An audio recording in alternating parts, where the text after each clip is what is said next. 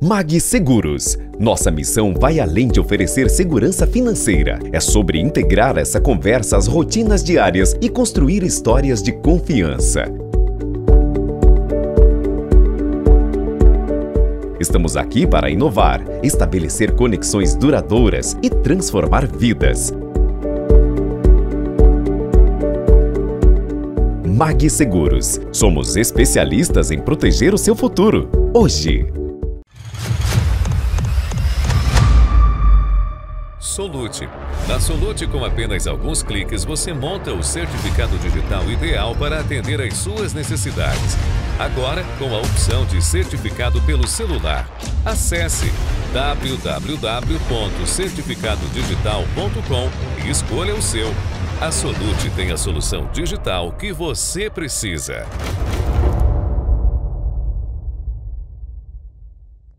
O COP faz bem, o COP dá certo. O COP é movimento, desenvolvimento. A empresa é forte quando o COP é o suporte. O COP faz bem, o COP dá certo. Incentiva a educação, faz bem, pra ideia virar ação. COP é formação pra sociedade. COP é sustentabilidade. O cooperativismo é um jeito de fazer negócios que faz bem para todos. Realização Sistema OCB Goiás e Somos Coop.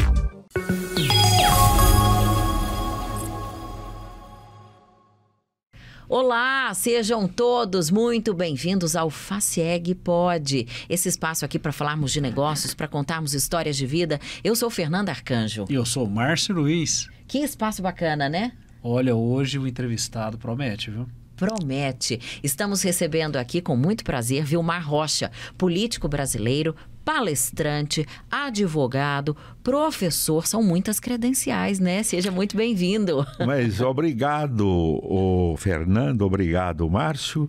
É um prazer estar aqui mais uma vez nessa atividade da FACIEG. Eu sou arroz doce lá da FACIEG. Tudo eu tô lá. É por isso que o senhor está aqui também. É. Sabe por que eu vou sempre? Porque eu acredito no trabalho que está sendo feito lá. Eu acho que está indo, é um trabalho bom que o Márcio está fazendo. E eu sempre falo isso na solenidade e ele fica assim e tal. É entusiasmo. A palavra entusiasmo, na raiz dela, é estar com Deus. É bom você ver alguém fazendo algo com entusiasmo, acreditando naquilo que ele está fazendo. Isso faz muita diferença. E eu vejo isso no Márcio, ele não para, coisas novas, como esse podcast, não existia, né? Não. Novidade. Então é legal. Por isso que eu estou sempre nessas atividades. E ele já começa dando o tom da conversa, né? É o tempo de uma aula, Vilmar, esse podcast, e a gente já está notando que vai ser uma aula mesmo, né, Márcio? Quem vai ser o professor aqui? O professor, de fato. Não, eu não. O professor, não. Claro. Eu estava dizendo aqui antes, né, que tem uma frase boa de um educador, que o professor ensina, o educador aprende. Então, um verdadeiro educador, no sentido mais amplo, ele está sempre aprendendo. Recentemente, eu fui na Assembleia, numa solenidade muito prazerosa para mim, porque foi no dia 15 de março do ano passado. E fazia 40 anos que eu tinha tomado posse no dia 15 de março de 83 como deputado estadual. Aí fizeram uma homenagem lá especial, etc. Aí eu brinquei com os deputados da minha fala. Falei, vocês falam aqui muito que gostam, que querem ouvir os meus conselhos. Negativo. Eu é quem estou precisando de conselho. Eu quero ouvir o que vocês têm para me dizer. O senhor foi 5 vezes deputado federal, 2 vezes deputado estadual e atualmente o senhor está dedicado à docência. Basicamente, eu continuo sendo professor.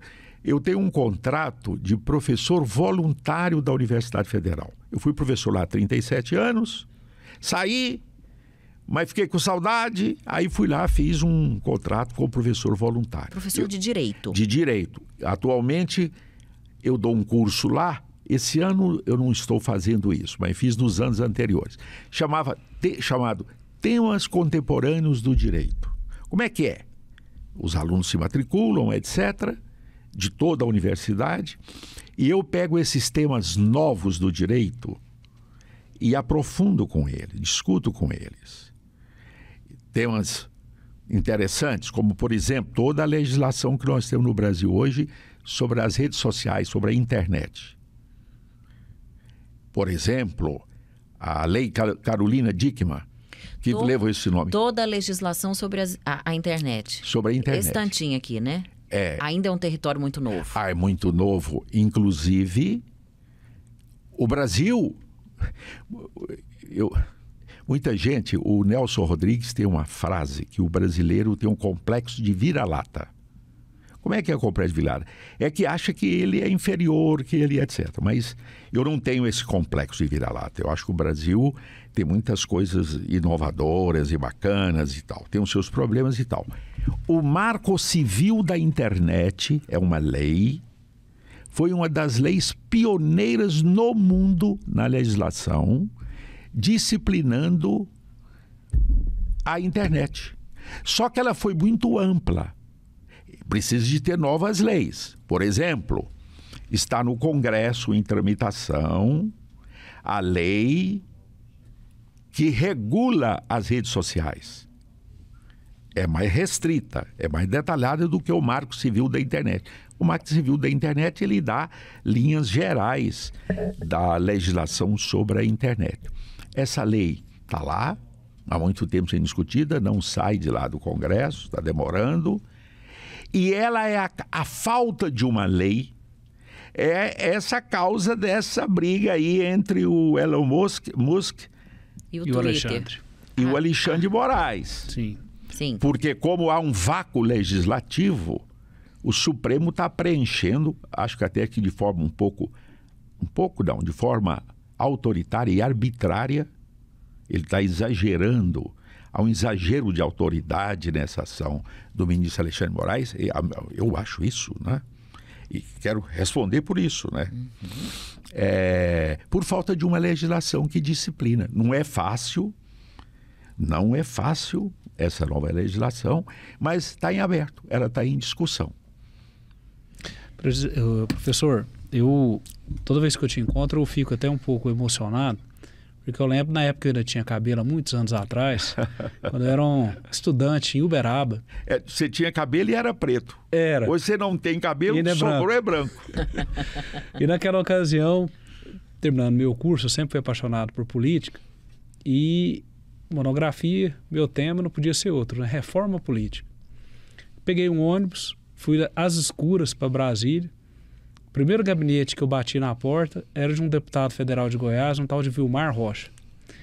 Pedi para o assessor dele, eu sou goiano, mas eu estou lá em Minas estudando, fiz uma monografia sobre reforma política, e o deputado, ele é relator do assunto, eu queria conversar com ele. E para minha surpresa, o senhor estava no gabinete e me atendeu super bem.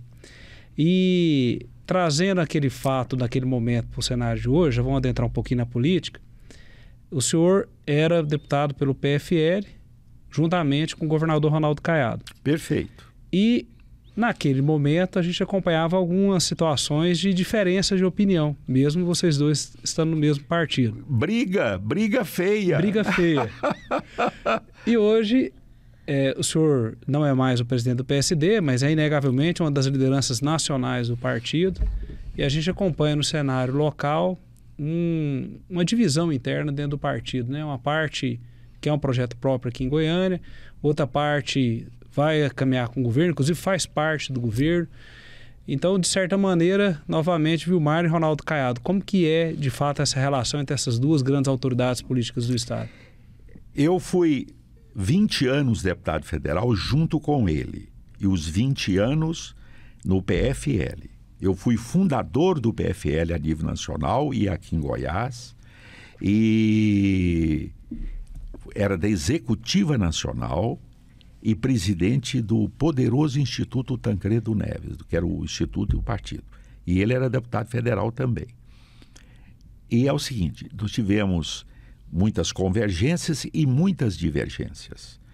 Só que as divergências não ultrapassaram para o campo pessoal. Quando você tem divergências de ideias, de opiniões, de posturas, mas que não vai para o campo pessoal, não fica ressentimento e nem mágoa. Esse é o limite. O Íris, eu comecei a minha vida pública como oposição ao Íris na Assembleia. Ele foi eleito em 82 deputado estadual, eu também, 83 ele assumiu. No dia da diplomação do Íris, em 83, da diplomação, eu fui o orador da oposição que falei. E fiz uma oposição dura. E terminamos o final da vida dele, no caso, né, da política. Nunca teve problema, porque nós não fomos para o campo pessoal, para ataque de natureza pessoal. Era coisa de ideias, era divergências políticas, etc. Então, assim também eu fui com o Ronaldo Caiado. Tivemos muitas divergências, mas sempre tivemos um respeito mútuo. Ele tem respeito pela minha história, pela minha figura, e eu tenho pela dele. Então, dá para conversar. E sem dependência. Eu não preciso dele, não preciso do governo dele, nada. Pessoalmente, não. Não tenho dependência nenhuma. Então, essas duas pré-condições, não ir para o campo pessoal e você ser independente, dá para você dialogar com todo mundo com autoridade.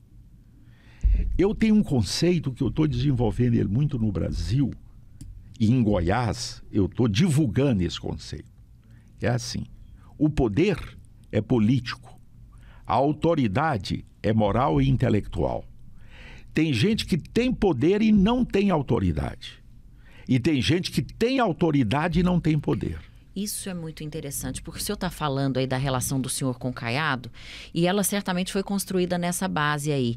Porque é raro alguém que já transitou com tanta facilidade pelo governo não ter rabo preso. Né? Que é isso que o senhor está dizendo. O senhor tem autonomia para falar, para divergir de Ronaldo Caiado, de quem quer que seja. Isso é raro. É raro. E olha, Fernanda, deixa eu desabafar, mas com verdade. É o que me orgulha. 40 anos de vida pública, de tudo isso, eu nunca tive um problema com a justiça. Zero. E vocês sabem, depois de uma longa vida pública dessa, houve muitas tentações. Muitas tentações. A gente é tentado a pegar ali uma variante. Não é fácil. Favorecer alguém numa licitação. As tentações são grandes. Não pensa que são pequenas, não. Se você não for duro na queda, você vai lá. Mas é o seguinte, eu também tenho desenvolvido esse conceito. A diferença entre o mau e o bom político. É simples. O bom político age, fala, vota, trabalha pelo coletivo, pelo bem público. O mau político, ele fala, age, trabalha para os interesses dele, da família dele, dos amigos dele, da empresa dele, dos negócios dele. Ora, se o sujeito faz a opção para entrar para a vida pública, o foco tem que ser o interesse da sociedade, o interesse coletivo, não o pessoal. Eu não tenho nada contra, por exemplo, o empresário. Nada contra. Ele é empresário, vai cuidar dos negócios dele, vai ganhar dinheiro, o objetivo. Legal, uma atividade bacana, lícita. Mas a política é que se ele quiser ser político, ele tem que ser diferente. Então isso é muito claro para mim. E eu procurei sempre firmar nisso. Porque na medida em que você passa a se preocupar com seus interesses privados, particulares, pessoais, que nós todos temos. Sim. Todos nós temos nossos interesses. Mas esse é um problema seu. Se você resolveu a ser político, ser um representante, o foco é você representar a maioria da sociedade que te elegeu. Abra mão dos seus desejos pessoais. Mais ou menos isso. É mais ou menos isso. Deixa eu prestigiar o nosso parceiro aqui, a Mag Seguros, corretora de seguros idônea, confiável, cote o seu seguro de vida. O Luiz Neto está lá para te atender com a maior presteza, né? É isso aí. Nosso parceiraço aqui. Obrigada. Mag Seguros. Nossa missão vai além de oferecer segurança financeira. É sobre integrar essa conversa às rotinas diárias e construir histórias de confiança. Estamos aqui para inovar, estabelecer conexões duradouras e transformar vidas. Mag Seguros. Somos especialistas em proteger o seu futuro. Hoje. Retomando aqui, a gente segue falando de política, né, Márcio? Professor, o senhor disse em alto e bom tom, e eu confirmo que eu conheço a sua história, que o senhor tem um legado e tem uma independência. Diante disso, eu queria a sua opinião sincera sobre o projeto do nosso governador Caiado de uma candidatura à presidência. Como qualquer goiano, nós somos entusiastas da ideia. Mas aqueles que veem uma dificuldade apontam o fato de nós não sermos um grande centro populacional, como São Paulo, Rio, o Nordeste, e que uma candidatura oriunda da nossa região teria essa dificuldade. Além da polarização que se acredita que vai ser mantida de Lula, Bolsonaro. Na sua visão, com a experiência que o senhor tem, é um projeto viável? Como que está indo essa caminhada política do nosso governador? Eu conversei isso diretamente com ele, olhando nos olhos dele, assim, com a maior autenticidade. O fato é que Goiás realmente é um estado pequeno eleitoralmente do Brasil. É 3% apenas do eleitorado brasileiro está em Goiás. Nós temos por volta de 5 milhões de eleitores e o Brasil tem aproximadamente 160 milhões de eleitores. 150 e tantos, quase 160 milhões de eleitores. Então, é 3%, é muito pouco. Esse é um problema, né? São Paulo, 45 milhões de eleitores aproximadamente. Então, é 9 vezes mais do que Goiás, em dados próximos. Então, esse é um problema. Mas, Márcio, Maquiavel, você já viu, nós todos já vimos falar em Maquiavel. Maquiavel escreveu o livro Príncipe em 1513, portanto tem mais de 500 anos. Maquiavel escreveu outros livros, mas o que ficou foi o Príncipe. E no livro Príncipe ele fala assim, na verdade Maquiavel era um intelectual de primeiríssima linha. A Itália só foi unificada agora, em 1800 e pouco. Antes existiam as repúblicas da Itália. Milão, Florença, Roma. Existiam as repúblicas que não eram unificadas. E viviam em briga. O Maquiavel foi assessor de um desses príncipes, o príncipe de Médici. E ele escreveu esse livro. Ele era uma espécie de lua preta, aconselhando o príncipe. Olha, como que você chega e se mantém no poder? O livro do Maquiavel é isso, o Príncipe. E lá tem uma parte que ele diz assim, para você chegar ao poder e se manter no poder, precisa de 2 condições. A primeira é o que ele chama de virtude, qualidades, capacidade, qualificação para chegar e para se manter no poder, virtude. E a outra ele chama de bonança, fortuna, que é sorte. Não uma sorte assim que venha do além. Cenário favorável. É o cenário, às vezes circunstâncias, os astros, o cenário favorece. Por exemplo, Collor era de Alagoas, muito menor do que Goiás e foi presidente da República. Dilma, era inimaginável pensar que Dilma fosse chegar à presidência da República. Bolsonaro, eu convivi com Bolsonaro durante 20 anos na Câmara. Ele era deputado e eu deputado. Se você fizesse lá uma pesquisa com os deputados e senadores nos 20 anos, 99,99% falava que o Bolsonaro nunca seria presidente da República. E ele chegou à presidência da República. Por que não seria? É a fortuna. É os astros, as circunstâncias históricas e políticas pode favorecer ou um. E você tem que acreditar nisso. Então você tem que se apresentar, mostrar as suas qualidades e ver se a fortuna o bafeja. O Tancredo Neves tinha uma frase que sintetiza isso tudo. Ele dizia assim: ninguém chega à presidência, para chegar à presidência da República é o destino. O destino. Não é uma coisa assim que você tem um projeto e faz tudo certo. Tem muito do destino nisso. E o destino é as circunstâncias favoráveis. Voltando agora objetivamente. Ele tem as qualificações dentro do cenário político do Brasil. Hoje ele tem as qualificações. Tem a virtude.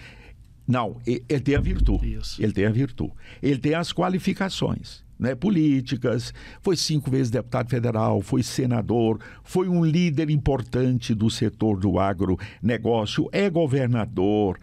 Ele tem as qualificações. Ele tem independência moral, ele é um cara também independente, etc. Às vezes até exagera um pouquinho nessa independência, né? Mas tem isso. Tem muita aprovação também, isso reverbera no país todo. Reverbera. Né? Então, ele tem essas condições para ter a virtude. Agora depende da fortuna. Então tem que trabalhar. Há tempo para isso, há 2 anos. Ele tem, eu disse a ele, portanto, não tem segredo.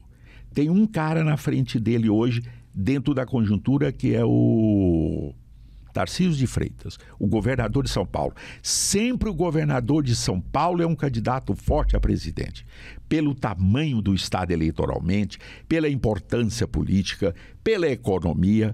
E o Tarcísio é um cara que tem boas qualidades, inclusive de natureza humana. Assim, eu convivo com ele, já estive em várias conversas, eu acho que o Tarcísio está na frente.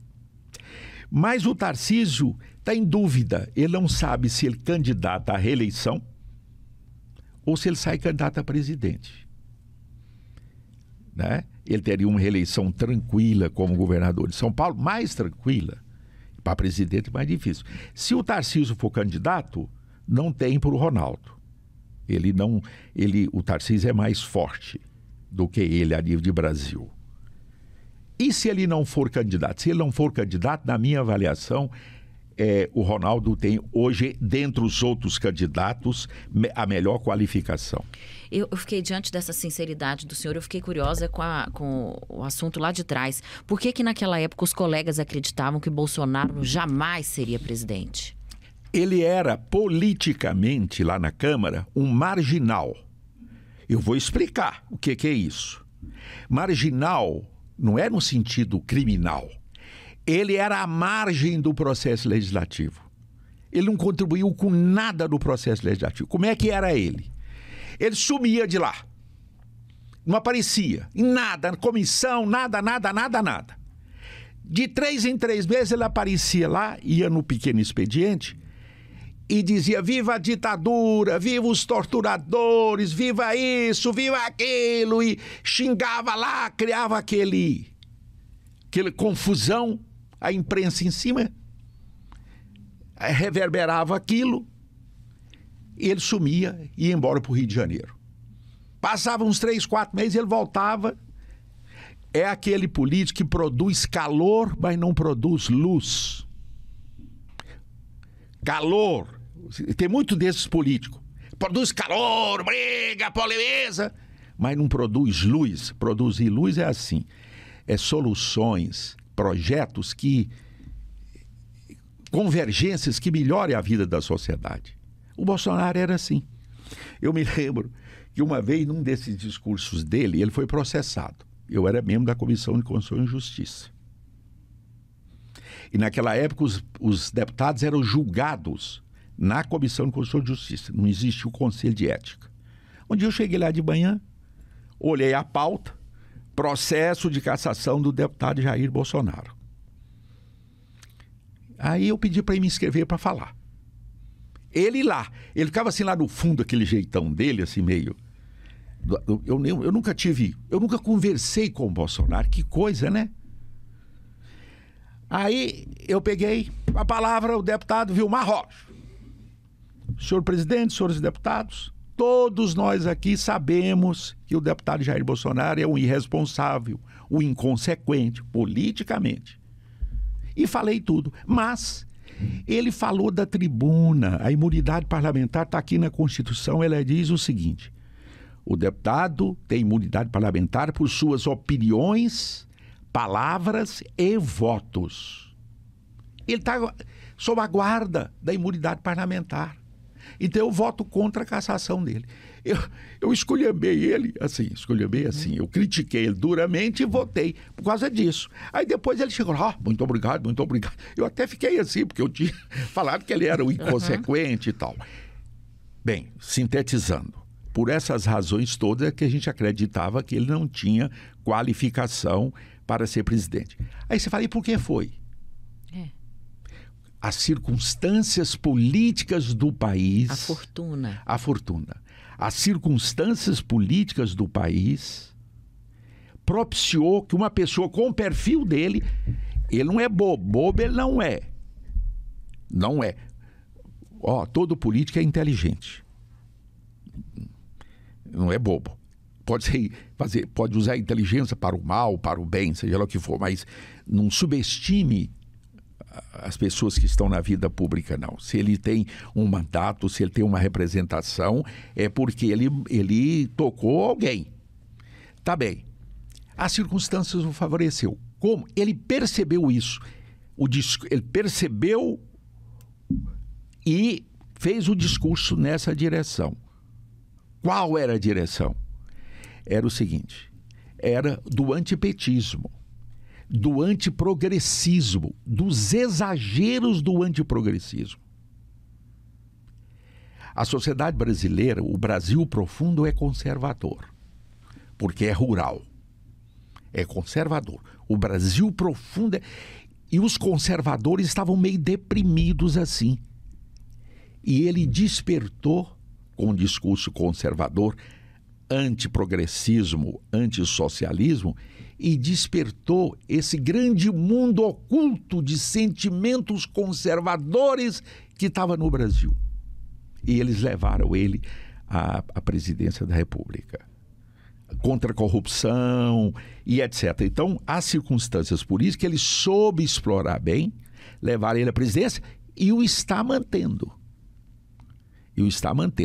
Então, as circunstâncias políticas do país, ele soube identificar isso e soube trabalhar isso, é por isso que ele foi a presidente. Faltou uma outra liderança para fazer isso. E mais, não é a polarização. As pessoas, o Brasil está polarizado. É bom que seja polarizado, é sempre bom você ter um lado e o outro se opondo. A polarização sempre teve na história do Brasil e do mundo. O problema é a radicalização.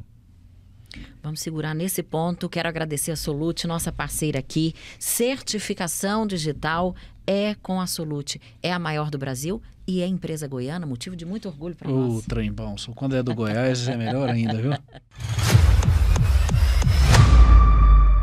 Solute. Na Solute, com apenas alguns cliques, você monta o certificado digital ideal para atender às suas necessidades. Agora, com a opção de certificado pelo celular. Acesse www.certificadodigital.com e escolha o seu. A Solute tem a solução digital que você precisa.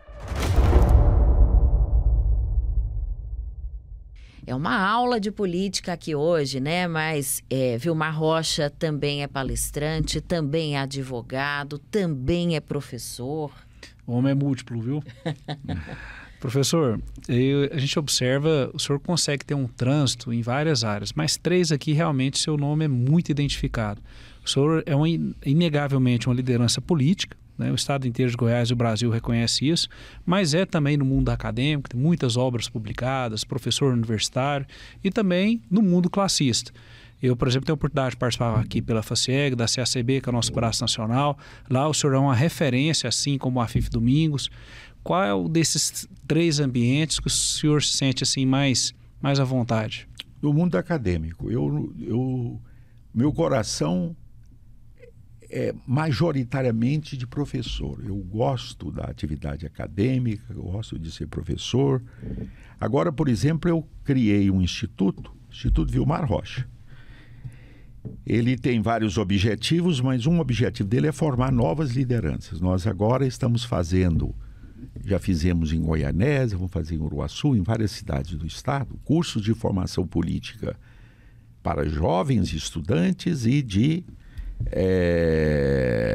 gestão, um pouco de gestão municipal, por causa esse ano é gestão municipal. Então, Márcio, a vida acadêmica me preenche muito. Eu comecei a ser professor muito jovem. Eu fiz o vestibular em 1970 para a Faculdade de Direito da Universidade Federal. Aí fiz o vestibular também para Ciências Sociais. Naquela época não era unificado. Passei nos dois. Em 1971 eu comecei a ser professor lá no Colégio Estadual Assis Chateaubriand, em Campinas. Tinha quantos anos? 19. 19. Não, 1971 eu tinha 20. Eu sou de 51, tinha 20. Tinha a cabecinha careca, assim, porque o trote, né? Raspar com uma boidazinha, e comecei a ser professor lá. Então me preenche muito a vida como professor, a minha vida acadêmica. Eu ando aqui em Goiânia, um negócio que me dá um prazer imenso, mas me dá uma satisfação. Encontrar ex-alunos e ex-alunas. Qualquer lugar assim que eu vou, encontro ex-alunos e ex-alunos. Se não permite, só um adendo na sua fala. Recentemente tive a oportunidade de almoçar com um professor. Mas eu falo, tem tempo para se alimentar. Toda hora passa um conhecido. É mesmo? Então o senhor realmente construiu uma história. Agora, linda. Márcio, a vida política, eu já tenho uma trajetória, eu gosto, né? Agora, na vida associativa, eu estava dizendo aqui o seguinte: como é que você pode simplificar a diferença entre um liberal e um socialista? A gente falava sobre isso para justificar sua aproximação com os sindicatos, né? Com as associações, como o caso da FACIEG. É o seguinte: a diferença central é sobre o papel do Estado. Os socialistas, o pessoal de esquerda, eles acreditam que para resolver os problemas da sociedade, você tem que criar um Estado grande. O Estado tem que dirigir a sociedade. O Estado tem que intervir na economia. O Estado tem que ser um fator de produção. Nós, os liberais, acreditamos que a sociedade tem que ser maior do que o Estado. É a sociedade que tem que controlar e dirigir o Estado, não o contrário. É por isso que no mundo socialista, no mundo comunista, os governos são autoritários, são ditaduras. Exemplo, na Rússia agora. Né? É uma ditadura na Rússia. Não há democracia na Rússia. O Putin está há quase 30 anos do poder, faz uma eleição confusa, não há. O Estado é que dirige a sociedade. Nós, os liberais, encontramos que a sociedade tem que ser maior que o Estado. Onde é que o liberalismo... No caso específico da economia, o que nós achamos? É que é o mercado, a atividade econômica tem que ser das empresas, privado. Elas é que geram riqueza, não o Estado. E aí você tem que ir para o mundo concreto, para a gente não ficar muito no conceitual. Quando eu era deputado federal, num período dos anos 90, nós fizemos reformas na economia que melhoraram o Brasil. Por exemplo, o Plano Real. Agora fez 30 anos do Plano Real. Eu estava lá. O Brasil não tinha uma moeda. País que não tem uma moeda não tem confiança. Não tem a fidúcia. No Brasil não tinha moeda. O senhor era secretário? Não, eu era... O senhor era secretário? Eu era deputado federal. Deputado federal. Deputado federal. Então, no Plano Real, votamos, demos uma moeda. Fizemos a quebra de monopólios. Várias quebras de monopólio. E um processo de privatização. O mais forte foi a privatização do setor de telefonia, que foi um acerto no Brasil. Hoje todo mundo tem telefone. Naquela época, pouca gente tinha telefone, etc. Então, olha bem, a sociedade é maior do que o Estado. Agora, o Estado é necessário e fundamental. Ele tem que ser forte institucionalmente, ele tem que regular a sociedade, ele tem que ter leis claras, ele tem que ter segurança jurídica, mas ele não pode intervir na economia. Então, é isso que me aproxima do mundo empresarial, do mundo econômico, é isso que me aproxima do mercado. Porque eu sou um liberal. Eu acredito que as forças de mercado, que as empresas, que a iniciativa privada é que tem que tocar a economia sobre regulação do Estado. O Estado tem que ser forte para regular, para disciplinar, mas ele não pode assambarcar tudo. É essa, então, a causa da minha identidade com esses setores da sociedade. Vamos agradecer aqui a OCB, que apareceu ali agora há pouco no nosso telão. A OCB também é uma grande parceira, Organização das Cooperativas do Brasil. A força do cooperativismo está ali, né, Márcio? Cooperar é crescer e crescer junto. Maravilha. O COP faz bem, o COP dá certo. O COP é movimento, desenvolvimento. A empresa é forte quando o COP é o suporte. O COP faz bem, o COP dá certo. Incentiva a educação, faz bem, pra ideia virar ação. COP é formação pra sociedade. COP é sustentabilidade. O cooperativismo é um jeito de fazer negócios que faz bem para todos. Realização Sistema OCB Goiás e Somos COP. Estamos de volta aqui seguindo nessa conversa boa com o professor. E o político, Vilmar Rocha, está aposentado ou volta à cena ainda? Eu fazia uma brincadeira, Fernanda. Quando as pessoas me perguntavam sobre isso, algum tempo atrás, eu dizia assim: eu vou deixar a política com a mesma idade que a rainha Elizabeth deixar o trono. Ela já estava com 93, 94 anos. Falei, olha, com a mesma idade. Mas aí eu fiquei, agora estou em dúvida, porque a rainha Elizabeth precipitou e morreu. Muito jovem, né? Com 96 anos. Muito jovem. Então eu estou em dúvida se eu mantenho a promessa de deixar a política com a mesma idade que ela deixasse o trono, 96 anos, mas ela precipitou, eu estou em dúvida se eu não prorrogo um pouquinho mais. A brincadeira é para dizer o seguinte: eu vou continuar, estou no jogo político, vou participar dessa eleição municipal ajudando companheiros, amigos, etc. Em 2026 eu vou estar aí participando também, porque eu gosto, eu acho que eu ainda tenho uma contribuição para dar, então eu vou estar no jogo. Não sei se sendo candidato ou não em 2026. Agora, seguramente, na eleição municipal, não. Eu vou participar, vou ajudar os amigos, companheiros, quem eu acredito. E em 2026 eu pretendo participar também. Não sei ainda como candidato, está longe. Mas se brincar, eu acabo sendo candidato. Professor, e dentro dessa visão sua, desse conhecimento inegável na política, como que o senhor avalia o cenário de Goiânia? Quem que o senhor entende que vem com musculatura? Como que o senhor avalia a atual gestão do prefeito? A atual gestão é frágil, né? Fraca. Há uma insatisfação geral na cidade com a atual gestão do prefeito. E ela se dá, essa insatisfação, por duas razões. Primeiro, uma da gestão.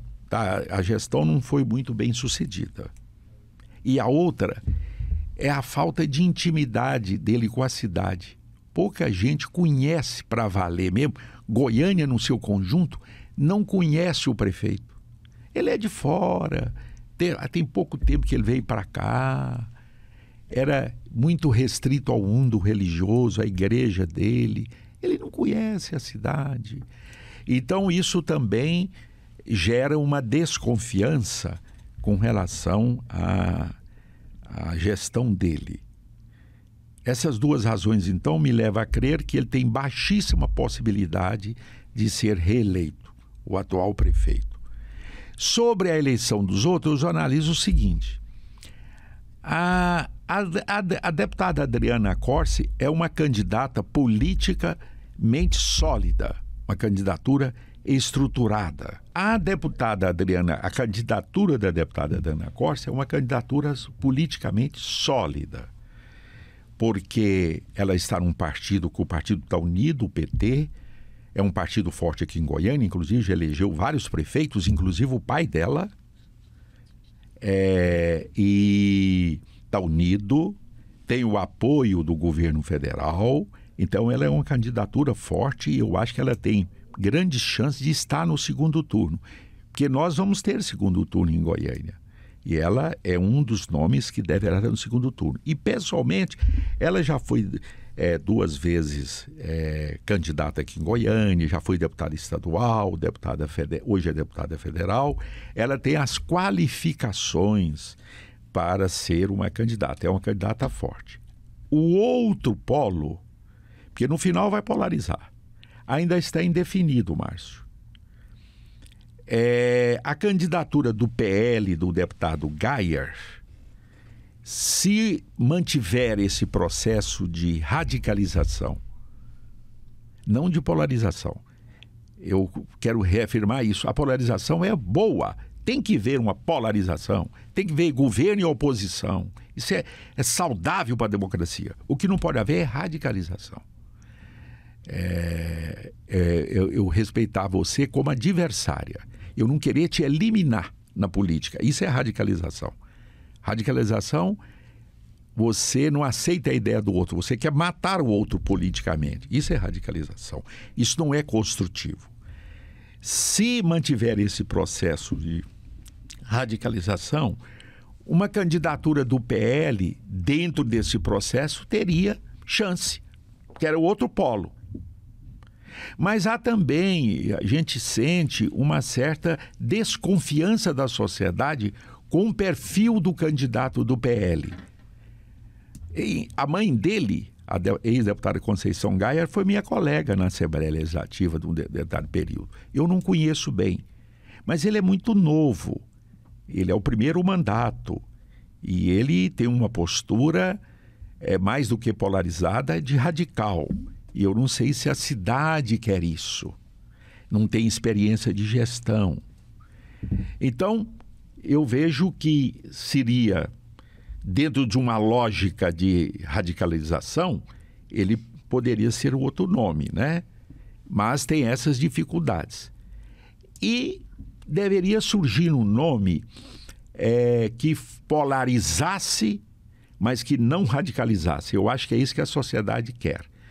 Um nome com capacidade de gestão, mas que tenha experiência política, porque, para exercer cargos políticos relevantes, mas tão importante quanto a gestão é a política. O que é a política? É você ter a capacidade de articular forças a favor da gestão. Isso é muito... Porque se fosse só gestão, seria fácil. Você fazia um concurso e pegava um reitor da universidade, um engenheiro importante, um médico, um advogado, um professor, fazia um concurso. Às vezes a pessoa tem qualidades de gestão, mas não tem qualidades de liderança política. O que é a liderança política? É você articular, somar gente e forças a favor da gestão. Isso é uma habilidade complicada. Então, as pesquisas indicam, olha, eu quero alguém que tem capacidade de gestão, experiência, mas que também tem experiência política. A candidatura do Sandro Mabel preenche um pouco esta expectativa, como a candidatura também do senador Vanderlan, que tem experiência política, experiência de gestão. Os dois, por terem o perfil ali muito próximo, vão dividir voto. Né? Aí vai ter que ver como que daqui até as convenções isso vai se definir. Mas o perfil, mais do que nomes, o perfil seria por aí. As convenções para a oficialização das candidaturas, por lei, elas vão ser realizadas entre 20 de julho a 5 de agosto. Então tem muito tempo ainda. Pode ser que haja alguma mudança daqui até lá. Outra coisa que muita gente não põe foco é na eleição da Câmara Municipal. É muito importante prestar atenção na eleição da Câmara Municipal. A Câmara é que aprova os projetos da Prefeitura, tem influência, tem que prestar atenção. Há dois tipos de políticos. O político de casos e o político de causas. Político de casos é aquele que fica resolvendo aqueles pequenos casos que aparecem no seu gabinete. A prioridade dele é o atendimento pessoal e individual às necessidades das pessoas. Esse é o político de casos. E tem um político de causas. Você tem luta, a prioridade é uma causa que vai mudar, que é importante para a sociedade no seu conjunto. Se nós formos olhar aqui na gestão de Goiânia, tem muitas boas causas para a gente tratar. Existe um déficit grande de creche aqui em Goiânia, você sabia? Sim. Mas não pode, em pleno século XXI, uma prefeitura rica, poderosa como a prefeitura de Goiânia, faltar creche. O ano passado, umas 2 ou 3 pessoas me procuraram para eu ajudar a arrumar creche. Eu não tenho mandato, mas eles achavam que eu tinha influência. E eu até procurei ajudar. Mas não pode. Isso não é uma causa? Claro. Sim. Professor, aproveitando aí o ensejo da sua fala, você falou muito bem que tão importante quanto a eleição de prefeito, também a eleição dos vereadores. E a gente observa que dentro do setor produtivo, nem todos amadureceram sobre a importância da gente buscar uma representação política. A gente acompanha alguns diretores de estação comercial, presidentes, eles sempre me ligam: Márcio, estou pensando em sair para vereador, para prefeito, o que você acha? E eu sempre estimulo, porque eu entendo que o setor produtivo ele tem que procurar os espaços de representação para levar a sua voz, sua opinião. E eu queria que o senhor fizesse uma fala como catedrático no assunto, não, Márcio, né, sobre essa importância do setor produtivo se organizar, se articular, participar de maneira ativa do processo político. Não é só o setor produtivo, é todos os setores da sociedade deviam se fazer representar. Não é? Deviam outros setores. Mas você sabe, a lógica do setor produtivo é a lógica de muitos outros setores e de pessoas que não querem entrar na política porque julgam que a política é algo sujo, que é corrupto, que a política não presta, que a política é uma coisa do mal, que ele vai se expor, e é isso. E a gente, eu como professor, como político, e dou meu próprio exemplo pessoal, porque mesmo quando eu não estou em cargos, eu continuo participando. Aqui eu estou fazendo uma participação, procurando influenciar, dizer o que eu penso, debater ideias. Eu estou fazendo política mesmo sem mandato, sem nada. Então eu acredito que não só o setor produtivo em especial, eu vejo muita gente aí do setor produtivo com qualidades de dar uma enorme contribuição, mas não quer entrar, quer ficar no conforto da vida privada. Porque a vida pública é um sacrifício, realmente, você se expõe. Você tem que ter vocação para entrar, porque não é fácil, é um desafio, mas é um desafio que vale a pena. Eu estou há 40 anos ativamente na política. Se eu tivesse voltar atrás, eu fazia tudo do mesmo jeito. Eu voltava e continuava. Até porque eu aprendi muito, foi muito bom para mim. E além, naturalmente, de você dar uma contribuição à sociedade. Então, é isso. É preciso mudar essa mentalidade no setor produtivo. Existe muita gente que participa, existe, mas a grande maioria não quer se meter nisso. Nem filiar na associação comercial, filia. Pois é. É difícil. É difícil. Porque política não é só votar e ser votado. É importante, mas não é só isso. Você tem que continuar participando, cobrando, apoiando, reivindicando. Nós temos hoje uma causa do setor empresarial que atende à economia do país, que é uma reforma da administração, uma reforma do Estado, da administração pública. Está descontrolado isso. Muitos privilégios, muitas disfuncionalidades, exageros em gastos e etc. Ninguém fala nisso. Fala na reforma tributária, mas não fala na reforma administrativa. Ninguém quer cortar gastos. E o PT é o zeiro e vezeiro de aumentar gastos, aumentar a dívida pública, o endividamento do país. É gastar desabrigadamente, não está nem aí. Essa é uma causa boa de se entrar nela. Até porque o aumento dos gastos do Estado descontrola a economia, descontrola a vida econômica, né? Então, é uma causa boa para o setor empresarial, para os representantes engajar nela, de fiscalizar, controlar e pressionar os governos com relação aos gastos. O que pode motivar as pessoas a entrarem para a política? Tem que ter um pouco de vocação, né, Fernanda? Eu até aconselho, quem não tiver vocação não deve entrar, não. Porque é difícil, é desafiante, né?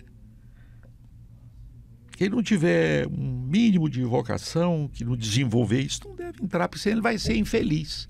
Está fazendo algo que ele não gosta, que ele não acredita, que ele não quer. O problema é aqueles que têm vocação, que têm esse fogo interno. E não vão. E não vão. Não vão porque tem medo de se meter.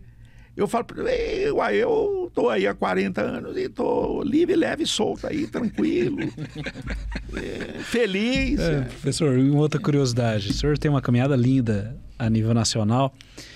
O que foi o momento assim, mais emblemático na sua carreira política? Ah, Márcio, foi o meu engajamento na transição política da ditadura para a democracia. Esse foi o grande lance. Eu me orgulho dele. Vou explicar. Eu era deputado estadual e o regime militar estava se esgotando. Precisava de fazer uma transição para a democracia, mas essa transição tinha que ser negociada e pacífica, senão o país ia pagar um custo alto por ela. Porque a resistência era grande. Tá bom, eu me liguei ao Marco Maciel, ao Jorge Borrauso, a um grupo pequeno de deputados federais e senadores, e nós andamos o país todo pregando a transição democrática. Como é que seria a transição democrática?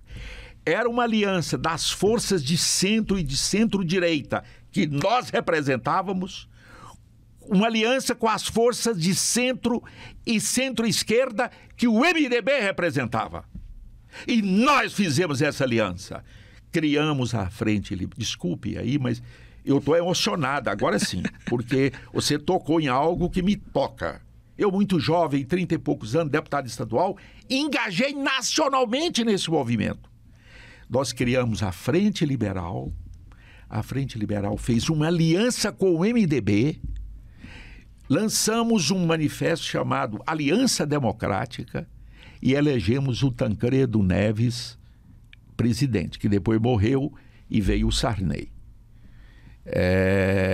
Se o Maluf tivesse sido eleito presidente, nós não teríamos feito essa transição como ela foi feita, com baixo custo político.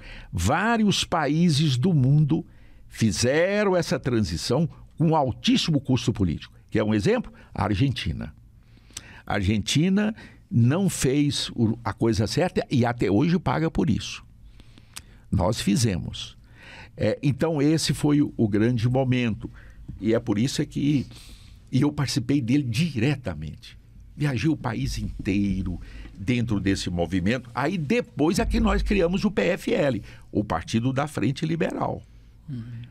Então esse momento de ter participado da transição da ditadura para a democracia, que eu participei disso diretamente, isso valeu a pena. Eu encho o meu coração quando eu penso que eu, ainda que minimamente, ainda que um grão de areia, eu dei uma contribuição.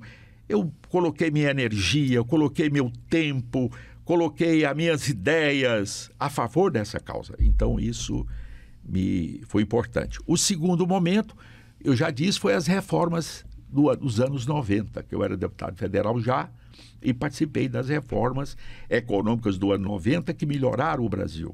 Quando o Lula assumiu no primeiro mandato, ele encontrou um Brasil muito melhor do que nós recebemos. E a terceira, Márcio, foi participar de um processo de modernização de Goiás, de crescimento e modernização de Goiás. Nos 20 anos que eu participei do governo aqui, parte como deputado federal, parte como secretário, nós melhoramos o estado de Goiás, modernizamos Goiás.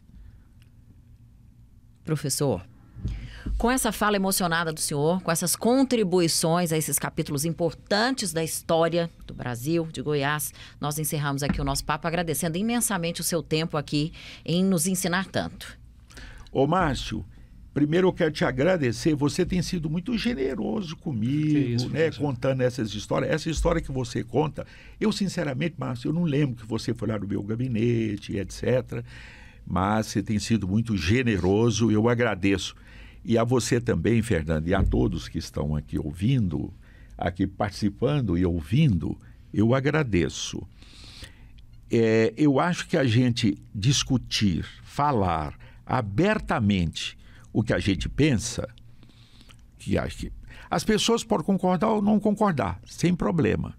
Mas abre um debate, eu acho importante, e agradeço essa oportunidade nesse podcast. Pode. Facieg, pode. Aqui pode tudo, professor. E eu abri o coração aqui, hein? Foi muito bom. Vocês editam aí. Os exageros vocês cortam. A gente vai editar, só que não, viu, gente? Muito obrigada a todos vocês pela companhia até aqui. Obrigado. O nosso episódio ele está disponível no YouTube, nas redes da Facieg. Facieg.goiás. E também na Rádio Bandeirantes, 98.7 FM, aos sábados. Esse episódio é transmitido. Parabéns, obrigada a todos vocês que estiveram com a gente. Parabéns, Vilmar. Tchau, tchau, até a próxima. Um abraço.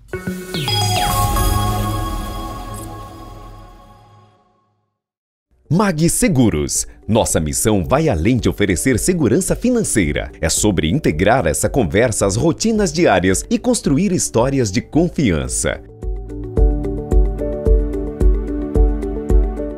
Estamos aqui para inovar, estabelecer conexões duradouras e transformar vidas. Mag Seguros. Somos especialistas em proteger o seu futuro. Hoje. Solute. Na Solute, com apenas alguns cliques, você monta o certificado digital ideal para atender às suas necessidades. Agora, com a opção de certificado pelo celular. Acesse www.certificadodigital.com e escolha o seu. A Solute tem a solução digital que você precisa.